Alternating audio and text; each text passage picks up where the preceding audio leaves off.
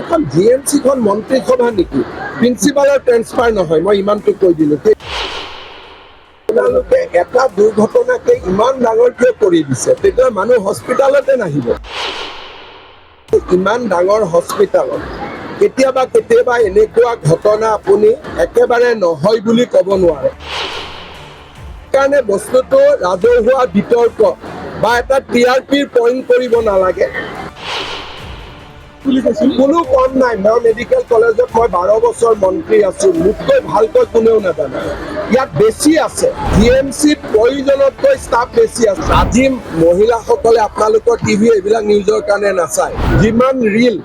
মহিলা উদ্যমিতাৰ ওপৰত বনিব সেইটোহে চাব বাকী আজি নচলে মহিলা গ্ৰেপ্তাৰ হোৱাটো কামনা কৰি থাকিব নালাগে এনেকুৱা কথা কৈ থাকিলে বাকী জাগাত চিকিৎসকসকল প্ৰভোগ হ'ব কালি পৰহি আন্দোলনত যাব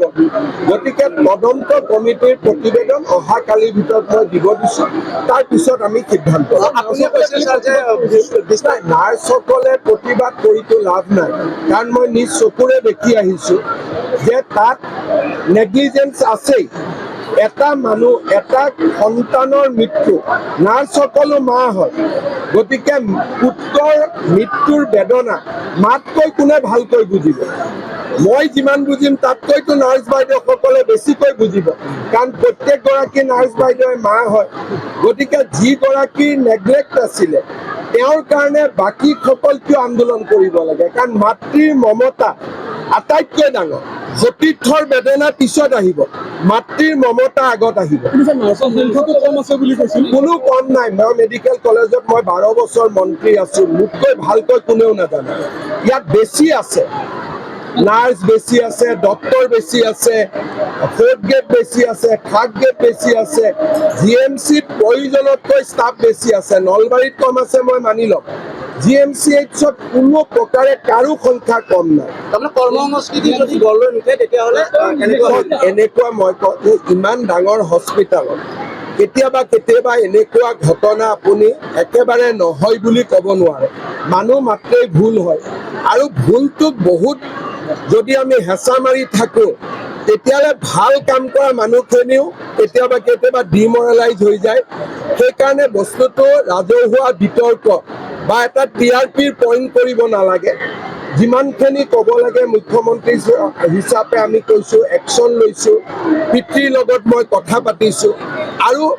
যি দোষী তাৰ ওপৰত আমি শাস্তি ল'ম ইয়াক এটা বেলেগ পৰ্যায়লৈকে লৈ যাব নালাগে প্ৰশাসনিক সালসলনি হ'ব পাৰে নেকি এখন জিএমচিখন মন্ত্ৰীসভা নেকি প্ৰিন্সিপালৰ ট্ৰেন্সফাৰ নহয় মই ইমানটো কৈ দিলোঁ সেইটোলৈ জল্পনা মেডিকেল কলেজ এতিয়া হৈ আছে গতিকে চিকিৎসক বা চিকিৎসা কৰ্মীসকলক কিবা আহ্বান জনাব নেকি আপোনালোকে এটা দুৰ্ঘটনাকে ইমান ডাঙৰ কিয় কৰি দিছে তেতিয়া মানুহ হস্পিটালতে নাহিব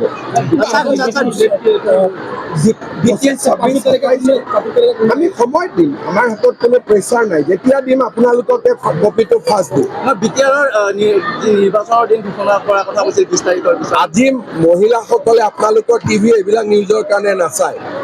যিমানে নিউজ বনাওক কিয় আজি কোনেও নাচায় যিমান ৰিল মহিলা উদ্যমিতাৰ ওপৰত বনিব সেইটোহে চাব বাকী আজি নচলে মহিলাসকল আজি একোৱে নচলে আজিৰ দিনটো যিমান ৰিল বনিব কিবা বনিব ইয়াৰ ওপৰতে বনিব বেলেগ নবনে মোৰো অভিজ্ঞতা আছেতো নিউজৰ ওপৰত আজি এইবিলাক নিউজ মহিলাসকলৰ আগমনত কেনেকুৱা লাগিছে আজি নলবাৰীত ইমান ডাঙৰ মহিলাৰ সমাৱেশটো কেতিয়াও হোৱা নাই আৰু নলবাৰীৰ ৰিপৰ্টটোকে 40 লাখ মহিলাই চাব ৰখি আছে যে সঁচাই দিলে নে নাই গতিকে আজি গোটেই আকৰ্ষণ এইটোৱে থাকিব বেলেগ আজি নচলিব যিকোনো খবৰৰ বাবে যোগাযোগ কৰক 7099017330 লগতে 7099017110 নম্বৰত